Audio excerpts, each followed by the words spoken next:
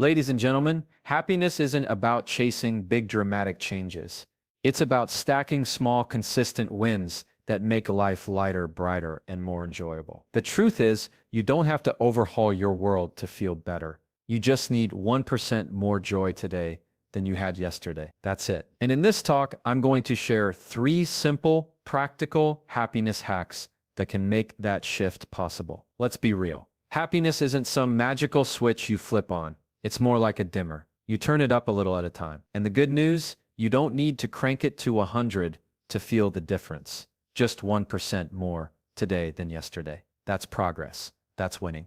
Hack V1Z. The gratitude reset. When was the last time you paused and actually named one thing you're thankful for? Not the big stuff like a house or a job, but the little things. The hot coffee that hit just right this morning. The friend who texted you a meme. Even the fact that you're breathing right now. Gratitude rewires your brain to notice what's working instead of obsessing over what's not. That's reset button. Hack to move your body, move your mood.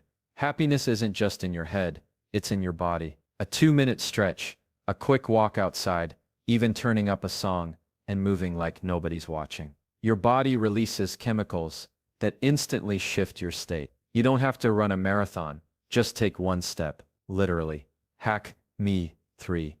The 5-minute rule. We overcomplicate happiness. We think it requires big vacations, new jobs, or perfect routines. Now try this instead. Pick one thing that lifts your mood. A book, meditation, cleaning that corner of your desk, and give it just 5 minutes. Not an hour, not half a day, just 5. Small actions repeated daily. Stack into a life that feels lighter. So here's the takeaway. Happiness isn't out there waiting for you in some future version of your life. It's right here in gratitude, in movement, in 5 minutes of action. Do that and you're not chasing happiness. You're building it 1% at a time. We live in a world where the idea of happiness is often tied to big milestones. We tell ourselves that we'll finally feel good once we land, that dream job, buy the house, get into shape, or cross some huge achievement off our list. The problem with that mindset is it sets happiness on a moving target. You get one thing and suddenly your brain raises the bar again. It's exhausting, and it makes happiness feel like something always out of reach. The truth is, happiness doesn't usually arrive in a grand moment. It shows up in small wins, the little choices we make every single day that build momentum in the right direction. Think about it like compound interest. If you save $1, it doesn't feel like much. But add one more tomorrow, and one more the next day, and suddenly that small action becomes something bigger over time. Your happiness works the same way. You don't need a giant breakthrough to feel better. You just need 1% more today than yesterday. And that might look like something as simple as getting out of bed when you didn't want to, choosing to drink water instead of soda, sending a text to someone you care about, or even pausing long enough to notice the sunset before you walk inside. Each of those small wins feels like nothing in the moment, but together they change the way you see yourself and the way you experience your day. The mind loves progress, no matter how small it is. When you take a small action, you're teaching yourself that you're capable, that you can move forward, and that life is not as stuck as it sometimes feels. And the beauty of this is that small wins are sustainable. Anyone can celebrate one good choice, one step in the right direction, one positive decision that builds confidence brick by brick. Even when life feels overwhelming, there's always a small win available to you. And stacking those wins consistently is what shifts your overall state. You don't have to wait until the big changes arrive to start feeling happier. The foundation is being built in the small ordinary moments that most people overlook. Gratitude is one of those things that sounds nice in theory, but most people treat it like background noise. You hear about it in books, you see it in inspirational quotes, and maybe even write it down on a list once in a while. But what makes gratitude powerful isn't just knowing it's good for you, it's actually using it as a reset button for your brain. The mind has a natural bias toward negativity. It's wired to scan for what's wrong, what could go wrong, and what already went wrong. That might have been useful when survival meant watching out for predators, or protecting ourselves from danger. But in today's world, it often just leaves us stressed, distracted, and focused on problems that steal our peace. Gratitude interrupts that loop. It forces your brain to notice what's working instead of what's broken. You don't need to wait for a perfect moment to practice it either. Gratitude can happen anywhere at any time. Standing in line at the grocery store, sitting in traffic, waiting for your coffee to brew, you can stop and name one thing you're thankful for in that moment. And it doesn't have to be big. In fact, the smaller the better. A warm shower, the way the air feels first thing in the morning, that one friend who always makes you laugh, even something as simple as having clean water to drink, or the ability to see and hear the world around. The point isn't to chase grand gestures, but to rewire your focus toward things you'd normally overlook. The more you practice it, the more automatic it becomes. At first it might feel forced, like you're just going through the motions, but repetition changes your filter. Instead of waking up and scanning for what's wrong, your mind starts scanning for what's good. That small shift influences your mood, your decisions, your relationships, even your health. Gratitude has been shown to lower stress levels, improve sleep, and boost resilience. It's like building mental armor, but instead of hardening you, it softens your perspective and keeps you grounded in the reality of what you already have. The connection between your body and your mood is one of the most underrated tools for happiness. People tend to think happiness is something you figure out in your head, like if you can just think the right thought, everything will feel better. But the truth is, your body plays just as big of a role, maybe even bigger. The way you move, the way you breathe, the way you carry yourself physically, sends signals to your brain that shape how you feel emotionally. You've probably noticed it without even realizing. On days when you're slouched over, barely moving, staring at a screen, you feel drained. But the moment you stand up, stretch, take a walk, or even just roll your shoulders back and take a deep breath, something shifts. It's not dramatic, but it's real. That's your body giving your brain a new message. Science backs this up too. Movement releases chemicals, endorphins, serotonin, dopamine, that literally change your mood on a biological level. You don't have to earn those chemicals with hours in the gym or some hardcore workout routine. They show up even with the smallest action. A brisk walk outside where you actually look at the trees instead of your phone. Dancing around your living room to a song that makes you feel alive. Taking a few minutes to stretch when you've been sitting too long. These little moments of movement tell your nervous system that you're safe, that you're active, and that you're in control. And when your body feels that your mind follows, the best part is that movement doesn't require motivation to start. Most people wait to feel like it before they move. But ironically, moving is what creates the feeling you're waiting for. If you're tired, sluggish, or stuck in a bad mood, the smallest action, standing up, walking to the kitchen for a glass of water, or just stepping outside to get fresh air, breaks the inertia. That physical shift interrupts mental patterns. And suddenly the problem that felt overwhelming a few minutes ago doesn't feel quite as heavy. Movement doesn't erase challenges, but it puts you in a better state to face them. Happiness isn't always about thinking your way into feeling better. Sometimes it's about moving your way there first. One of the biggest lies we tell ourselves is that happiness requires a massive block of time, perfect conditions, or some life-changing event. We convince ourselves that if we can't dedicate hours to exercise, meditation, reading, or whatever it is we think will make us feel better, then it's not even worth starting. That all-or-nothing mindset is what keeps so many people stuck waiting for the perfect day that never comes. The 5-minute rule destroys that excuse. It says you don't have to wait, you don't have to be perfect, and you don't have to overhaul your whole schedule. All you need is 5 minutes. 5 minutes to do something small, something good, something that nudges you forward, instead of keeping you stuck. 5 minutes may not sound like much, but it's enough to create momentum. Read one page of a book, step outside and take a short walk, write down 3 things you're thankful for, stretch on the floor, even organize one drawer in your desk. The action itself doesn't have to be big. It's the signal it sends to your brain that matters. It tells you, I did something, I'm capable, I'm moving forward. And that tiny burst of progress releases a sense of accomplishment that fuels your energy for more. You might even find that once the 5 minutes are up, you keep going. But even if you don't, you've already won because you've proven that you can act, even when your brain tells you it's not worth it. The trick behind this is lowering the barrier. When you think you need an hour, the task feels heavy and overwhelming. But when you give yourself permission to do just 5 minutes, it becomes manageable. Anyone can find 5 minutes. Anyone can take a small step. And the funny thing is, those 5 minutes, when repeated, begin to stack. You meditate for 5 minutes today, 5 tomorrow, and suddenly you've built a routine. You write for 5 minutes, and before long you've written a chapter.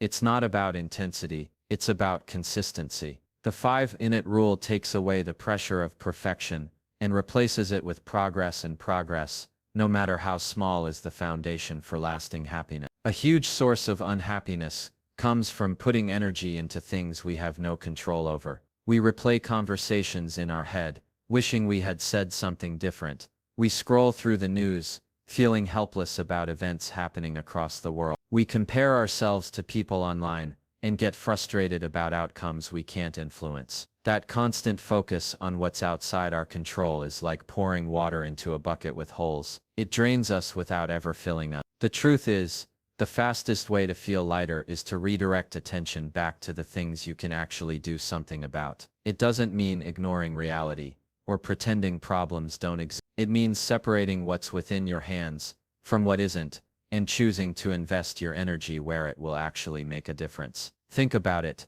You can't control the weather, but you can control whether you carry an umbrella. You can't control how someone talks to you, but you can control how you respond. You can't control every outcome at work, but you can control your effort, your preparation, and your attitude. The more you train yourself to focus on those pieces, the more empowered you feel, because you're not wasting energy fighting battles you can't win. And with that shift comes a calmer mind. Anxiety feeds on uncertainty, but when you place your attention on controllable actions, it gives you something solid to hold on to. It doesn't need to be complicated either. If the day feels overwhelming, ask yourself one question: what is in my control right now? Sometimes the answer is as simple as drinking water, stepping away from your phone, or choosing to breathe slowly for a minute. Those choices may look small from the outside, but they're powerful because they're yours. They belong to you, and they remind you that even in the middle of chaos, you have agency. The more you practice this, the more natural it becomes. Instead of spiraling over things outside your influence, your brain begins scanning for actions you can take, no matter how small. And those actions not only improve your happiness, they also create momentum that often influences outcomes more than you realize. 'Cause staying grounded in what you can control is where real progress begins. One of the most overlooked ingredients of happiness is connection. Not the kind that comes from having the perfect social circle or throwing yourself into a room full of people, but the kind that comes from simple, genuine interactions. Humans are wired for connection, and yet so many people hold back because they feel like they're not enough, or they worry about saying the wrong thing, or they think they need to present a polished version of themselves to be accepted. That search for perfection in relationships ends up creating distance. What actually builds happiness isn't perfect interaction, it's real connection. It's choosing to show up as you are, flaws and all, and allowing space for others to do the same. You've probably noticed how even the smallest exchanges can lift your mood. A smile from a stranger, a quick hello from a neighbor, a short text conversation that reminds you someone's thinking of you. These moments don't take much, but they leave an impact, because they break the illusion of isolation. We get so caught up in our own heads, with our problems and our routines, that we forget how powerful it is to simply acknowledge and be acknowledged by another person.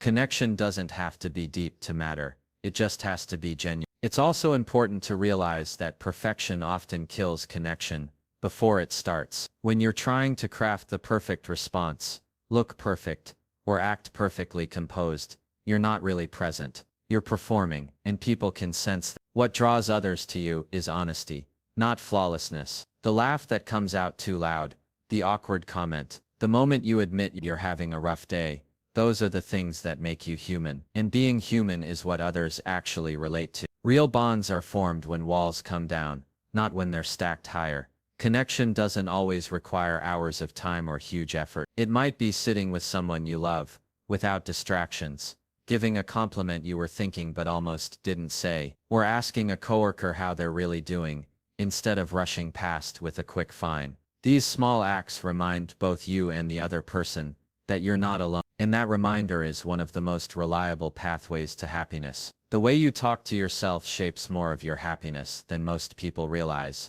Self-talk is like a constant background soundtrack playing in your head. And whether that soundtrack is encouraging or critical makes a huge difference in how you feel day to day. The problem is that a lot of us default to harsh negative self-talk without even noticing it. We say things to ourselves that we would never say to a friend. We beat ourselves up for mistakes. We downplay our accomplishments.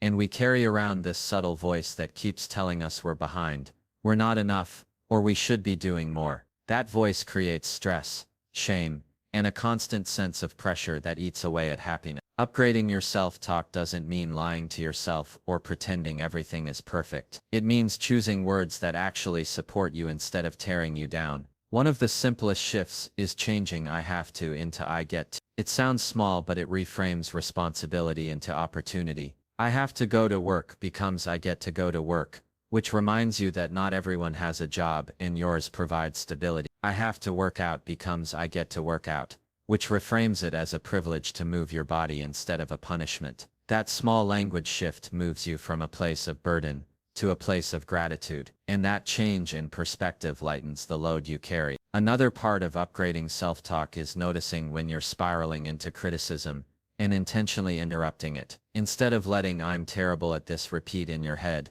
you replace it with "I'm learning," or "This is challenging, but I'm improving." Instead of saying "I always mess things up," you shift to "I didn't get it right this time, but I'll adjust." These aren't cheesy affirmations. They're realistic, kinder alternatives that help you move forward, instead of staying stuck. The more often you practice it, the more automatic it becomes, until your inner voice sounds more like a coach than a critic. And when the person you spend the most time with, yourself, is speaking in a supportive, encouraging way, your entire outlook changes. One of the biggest traps people fall into when it comes to happiness is thinking it has to be achieved in one big leap. We put pressure on ourselves to make huge changes all at once, to suddenly transform our habits, our mindset, or our lifestyle overnight. And when that doesn't happen, we feel defeated and end up doing nothing at all. The truth is, perfection isn't the goal. Progress is. Doing something, anything, that makes you 1% better today is infinitely more valuable than waiting for the perfect plan that never gets started. 1% may feel insignificant in the moment,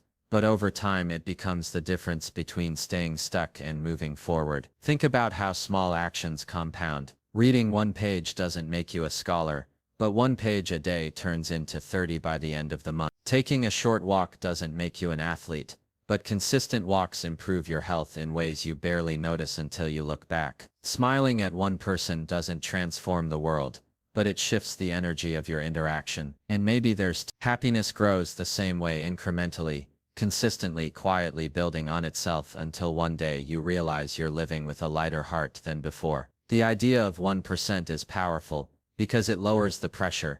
You don't have to overhaul your life today. You don't have to suddenly become positive, grateful, or disciplined all at once. All you have to do is something slightly better than yesterday. That might be going to bed 5 minutes earlier, drinking one more glass of water, or replacing one negative thought with a neutral one. These are not glamorous changes, but they're sustainable, and sustainability is what keeps momentum alive. Even in the hardest seasons of life, 1% is possible. When everything feels heavy, when motivation is low, when the big picture looks overwhelming, there is still a tiny action you can take to prove to yourself that you haven't given up. That 1% isn't about results, it's about identity. It tells your mind and body that you're still moving, still trying, still capable of making choices that matter. And that belief, repeated daily, is what slowly turns into lasting happiness. Happiness doesn't have to be complicated. It's not about waiting for the perfect moment, or chasing some huge breakthrough. It's about the little things you choose to do today, that stack into something bigger tomorrow. Gratitude that shifts your focus, movement that lifts your mood, 5 minutes of action that builds consistency, choosing what's in your control, leaning into connection, speaking to yourself with kindness, and remembering that 1% is always better than 0. These are not grand gestures, but they're powerful because they're doable, and when you add them up day after day, they create momentum you can actually feel. Happiness isn't something you wait for, it's something you build one small choice at